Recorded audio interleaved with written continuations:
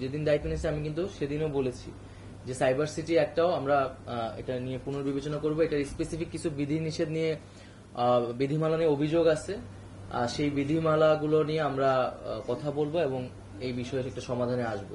অবশ্যই আমরা সহযোগিতা করব এবং আমরা আরো গণমাধ্যম কর্মীদের কাছ থেকে সহযোগিতা চাচ্ছি।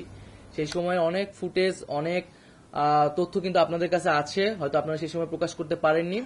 এই সময় কিন্তু এটা খুবই গুরুত্বপূর্ণ, কারণ তদন্ত চলবে, শুরু হয়ে গেছে বিভিন্ন ধরনের আন্তর্জাতিকভাবেও এবং দেশীয়ভাবেও বিচার প্রক্রিয়া শুরু হয়ে গেছে এবং এটা তো আসলে আমাদের একটা ন্যাশনাল মেমোরিরও বিষয়।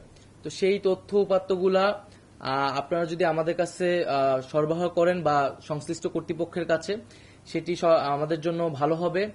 এবং আপনাদের কাছে আরো একটি রিকোয়েস্ট থাকবে যে আমরা এই মুহূর্তে যে ক্রাইসিসটা ফিল করতেছি, যে আহতদের পাশে দাঁড়ানো, সেই সঠিক তথ্যটা আমরা হয়তো পাচ্ছি না বা পেতে দেরি করছি, সেই জায়গায় আপনাদের সহযোগিতা আমরা আশা করছি।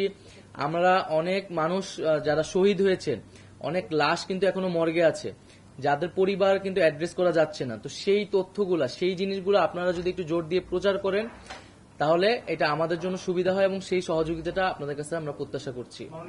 আমরা তো বলেছি আমরা ন্যায় বিচার চাই এবং এখানে যারা অপরাধের সাথে জড়িত ছিলেন না, তাদের প্রতি যাতে কোনো ধরনের তাদের বিরুদ্ধে যাতে কোনো ধরনের ব্যবস্থা না নেওয়া হয়, সে বিষয়ে আমাদের নির্দেশনা রয়েছে।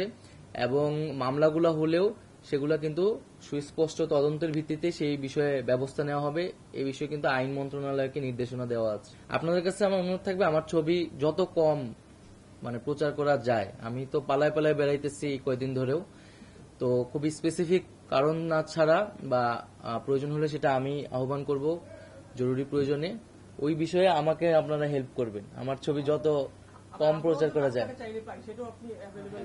না, সেটা তো আমি আমার জায়গা থেকে এনশিওর করব। আর আরেকটা কি বিষয় বললেন, যে আর আইনের বিষয়টা আমি তো বললাম, আমি তো একদিন হয়েছে দায়িত্বে এসেছি, সমালোচনাগুলা অ্যাড্রেস করা হবে এবং সাংবাদিকদের সাথে বসে আমি মূলত তাদের কাছ থেকে শুনতে চাচ্ছি তারা কি ধরনের চ্যালেঞ্জ ফেস করে। আমরা দ্রুত সময়ের মধ্যে এটার বিচার চাচ্ছি, এটা নিয়ে আর কোনো ধরনের আমরা প্রহসন, এটা নিয়ে আর কোনো ধরনের টালবাহানা চাচ্ছি না। প্রায়োরিটি তো আমরা সব মন্ত্রণালয়ের সর্বশেক্টরে একটা কাঠামোগত সংস্কারের কথা ভাবছি, যাতে দীর্ঘমেয়াদী এটার সুফলটা আসে।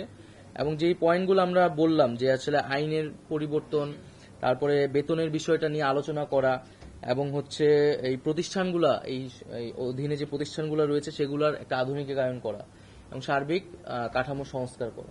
অবশ্যই আমরা তো বলেছি যে দুর্নীতি, স্বজনপ্রীতির কোন স্থান আমরা এখানে দেখতে চাই না এবং প্রতিষ্ঠানগুলোকে সম্পূর্ণ নিরপেক্ষভাবে আমাদেরকে দাঁড়া করাতে হবে এবং সাংবাদিকদের প্রতিও, গণমাধ্যমের প্রতি আহ্বান থাকবে।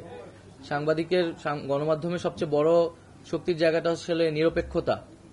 এবং আমরা যে আমাদের বাংলাদেশের গণমাধ্যমের পরিস্থিতি দেখি, যে এক ধরনের আওয়ামী লীগ বিএনপির মতো গণমাধ্যমে এই ধরনের দুইটা ভাগ থাকে। তো এই বিষয়গুলাও গণমাধ্যম কর্মী বা সাংবাদিকরা বিবেচনা করবেন, যাতে আমরা এই ধরনের রাজনৈতিক বা দলীয়করণ যাতে সাংবাদিকদের ভিতরে না দেখি, আমরা যাতে একটা নিরপেক্ষ জায়গায়